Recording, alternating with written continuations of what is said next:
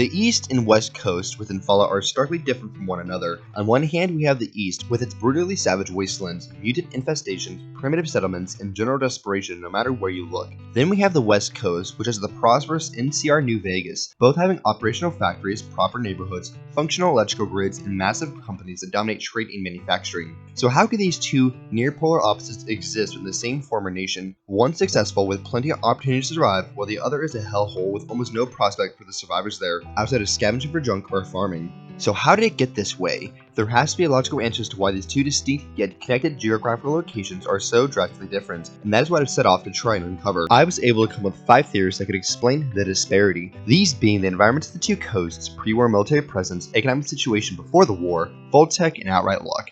But there may be more out there that I couldn't think of, so tell me in the comment sections if you have one, or take a different stance on any of these. Also, we will be taking a cumulative of both coasts, and not just the individual settlements that happen to be prosperous as the baseline for each region.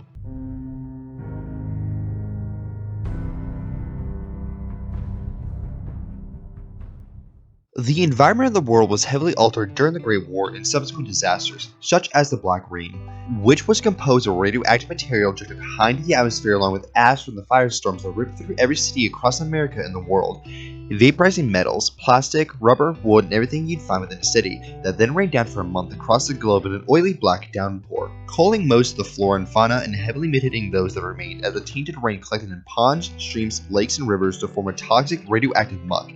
And that was before the nuclear winter potentially sets in, turning Earth into a snowball as the carbon vaporized during the nuclear exchange obscured the sun for up to a decade or more. However, before we get too far into this, let's touch on real-world ecosystems and weather patterns on both the east and west coasts. The east coast has always had much worse weather, the northern half often being wrecked by blizzards during the winter that dump up to a foot or two of snow at a time, while the south is bathed in ungodly heat and humidity during the summer and rarely gets below 40 in this winter. But these two events aren't mutually exclusive. The north is known to get heat advisories throughout the summer, while on occasion a snowstorm will sneak its way south and drop flurries across the swamps of Georgia and Florida. Summed up, the weather there is volatile, with the temperatures as a whole range from 95 in Florida summer to a bone-chilling 12 degrees in Vermont during the winter. This is of course averaging the temperature of both states out, and that isn't even to mention the hurricanes and tornadoes that frequent the seaboard on a regular basis between June and September. Compare this to the west, which as a whole, even in Washington assuming you're on the coast, doesn't hardly ever drop below freezing, with the winter low of 39, and the summers are quite mild, while when you get further south down along the coast to the LA and San Diego region, the summers are fairly hot and winters practically non-existent, with temperatures hovering around 60 degrees on average. And then we can't forget severe weather in this region, which is honestly quite pitiful.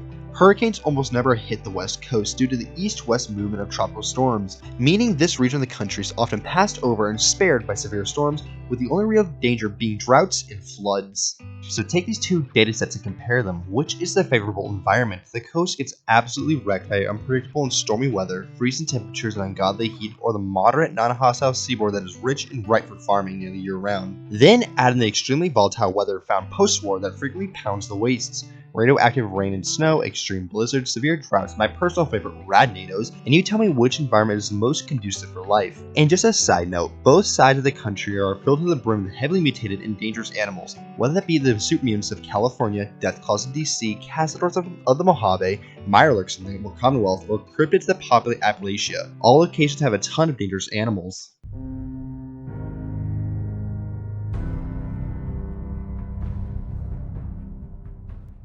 During the Sino-American War, the US military would be deployed not just on the battlefields of Alaska and China, but also across the United States and Canada to keep the peace and protect against any insurgencies. Just like in Boston, with the military checkpoints guarding strategic roads.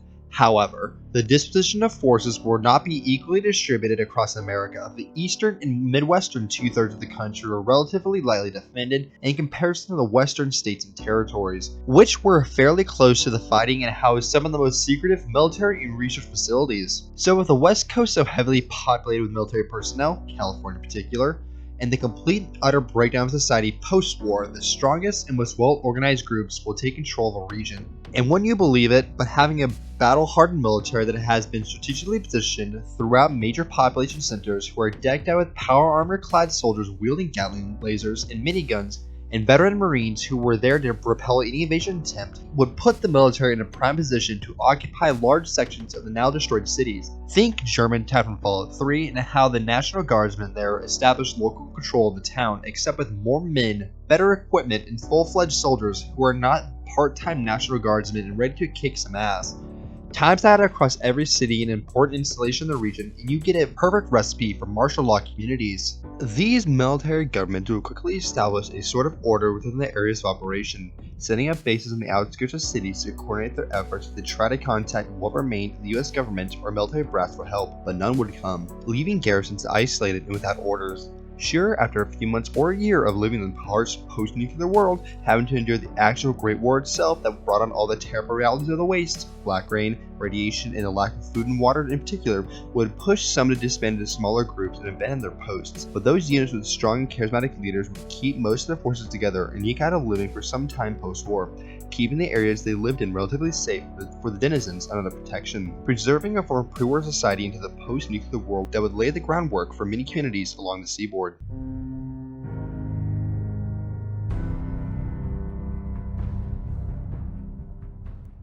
The pre-war economic situation may have played a major role in the development of both the east and west coasts after the bombs dropped. On one side of the country, the US military would have stockpiled supplies everywhere from port warehouses and supply depots to bunkers designed for the express purpose in preparation to ship them either north to Alaska or across the Pacific to China for the campaigns there. While at the same time, factories on the East Coast would be pumping out such supplies in a never-ending stream, stripping this region of the nation of basic necessities like food, clothing, and consumer goods like kitchen appliances and cars, as those manufacturers would have been converted to produce military supplies through Project Scythe to fuel the American war machine.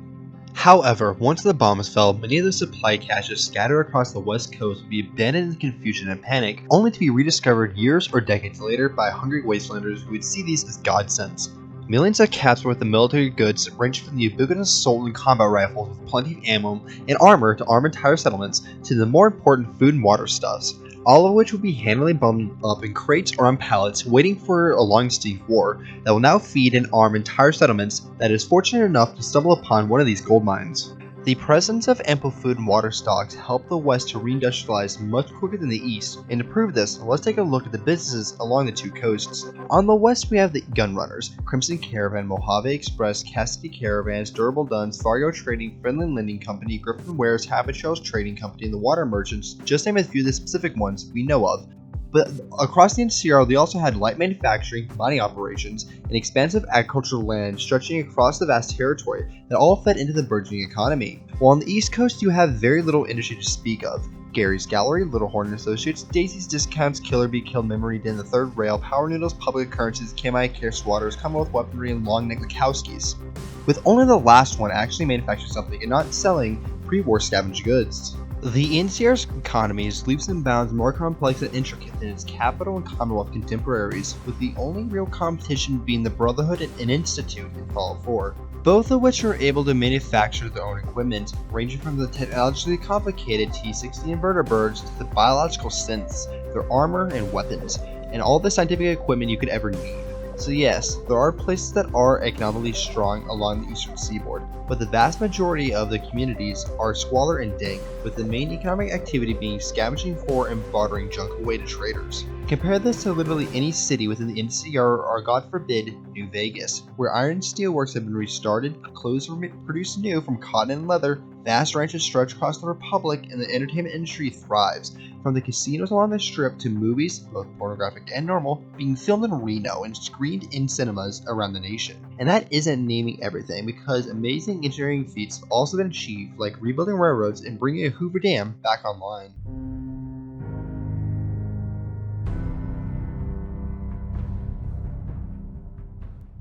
Is Voltech to thank for the success of the NCR responsible for sowing the seeds of chaos that is the Commonwealth and Capital Wastelands? Well, maybe, since one of the two control vaults we did know of, Vault 8, was located in northern Nevada, who, with the help of their GEC, had become an extremely prosperous settlement with a large and healthy population known as Vault City. And we also have Vault 15, which itself is not inhabited by humans anymore, but was the origin of Sagey Sands, now the city of NCR, with many of the founders such as Aradesh, Tandy, and Ranger Seth being born within the Vault. Compare this to Vault 87 in the Capital Wasteland, which is where the supermutant population is spawned from, or Vault 95 in the Commonwealth, a drug rehabilitation center where, after curing the residents' addictions, a massive cache of drugs were introduced by an undercover Voltec agent and caused almost the entire population either OD or kill each other in a mad melee that followed. The intact social structure mixed with the allocation of resources provided to the West Coast Vaults gave an amazing jumping off point for communities like Vault City and Shady Sands to grow from, while also conversely dooming the East by removing any semblance of pre-war society by giving them nothing outside of a vault that was never supposed to open and a control vault in a lifeless scourge.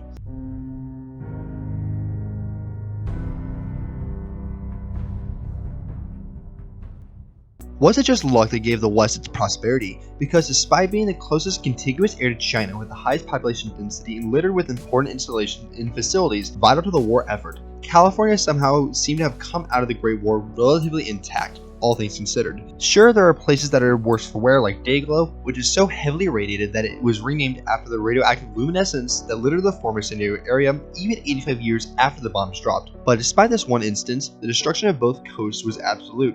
Hundreds, if not thousands of nuclear warheads obliterated all cities and military installations across the country, sparing nothing except for a few small corners of the Mojave thanks to a forward-thinking Mr. House.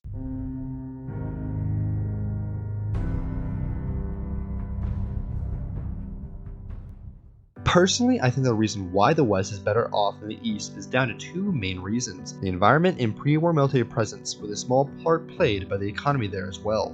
After the bombs fell, what military units remained across the western seaboard would have established military rule in the local areas, preserving the peace as best they could and helping those they were able to. Remember, this is not the Enclave but the US military we're talking about, and it has been shown that immediately following the Great War, military activities aimed at humanitarian efforts for the survivors by setting up refugee camps and field hospitals to treat the wounded the best they could and trying to preserve what little remained by protecting their encampments from looters and rioters. Granted, we've only seen this on the East Coast, and the National Guard units there quickly ran out of supplies, but it wouldn't be a stretch of the imagination to assume this would happen on the West as well, and with a massive economic surplus there, as mentioned before, these units would be much better off. So after weathering out the worst of the effects of the war, black rain, radiation, days of carbon ash choking the skies in a nuclear winter, whoever remained will settle down into farming communities or scavenging settlements in the newly destroyed world, suffering like everyone else as the ecosystem and weather patterns slowly begin to right themselves into a healthier state, more capable of supporting life. Then eventually, after the first few brutal years, bringing civilization out of its darkest hour and into the new world, the units would disband and the men would integrate into the civilian population to help organize and protect, to live the rest of their days out on a slowly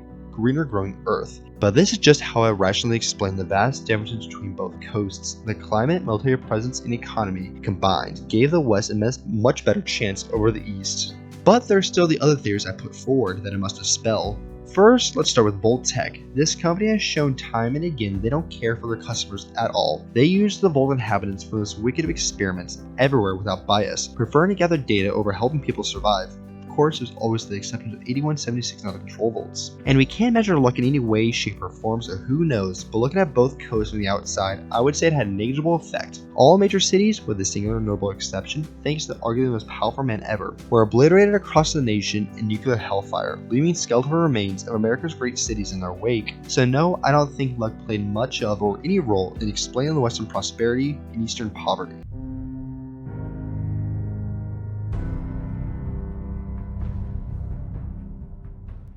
And what does this mean for the citizens of the West? Well, the West has its functional society and many companies providing the basic necessities for the people who live there. Food and water is in abundance, clothing readily available along with munitions, household items, and a functional power grid thanks to the commerce that allows people to specialize in specific fields like engineering, farming, or metalwork instead of having to fend for themselves, creating a robust economic system that trumps its competition in every single way. Meanwhile, I can only name 5 places or factions capable of manufacturing the entirety of Vault 3 and Vault 4, ignoring DLCs for simplicity's sake. The Enclave, Brotherhood of Steel, and the Institute all being incredibly advanced societies with impressive industrial capabilities, but as mentioned before, only serve themselves. The other 2 plants, Long Like the Kowski's Cannery and Saugus Ironworks, aka the Forge HQ. Long Like the Kowski's can't even get enough real meat to continue operations on a steady basis without turning to mole rats and feral ghouls as filler. and sagas hardly count since the Forge only used the foundry to burn victims and occasionally make weapons or armor for themselves, so it doesn't really count, but I'll put them on there anyways. This simple explanation doesn't even cover all the differences, but I think it paints a great enough picture to show how much better the West is than the East. Thank you for watching this video. If you enjoyed, leave a like and subscribe because that helps a ton, and I will see you in the next one.